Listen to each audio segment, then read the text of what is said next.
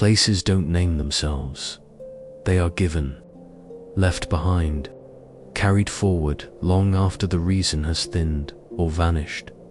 And yet, on the high ground above Sidmouth, the open land still answers to Mutters Moor, a name that feels older than records allow, as though the ground had said it first, but it doesn't. The moor is exposed, wind-cut grass, worn paths, a slow rise of land that opens out to the sea. Nothing settles here for long. Light shifts. Sound travels farther than it should. Even distance feels unreliable, and still the name holds.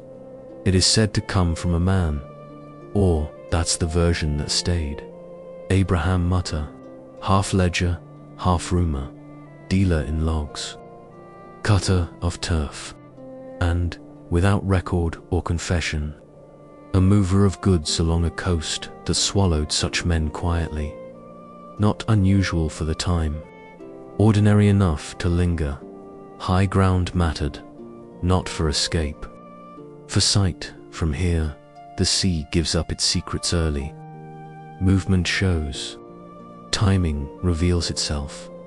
Inland, the paths fray into quieter lines, less watched, easier to forget. A man who truly knew this ground would not need to run. He would only need to understand it, but names rarely settle cleanly. There are suggestions, faint, unsteady, that Mutter was already here before him. A family, perhaps, or simply a name that passed often enough to take root. The further back you look, the less anything agrees. What's written fades, what's remembered bends, and somewhere between the two, something fixes itself in place.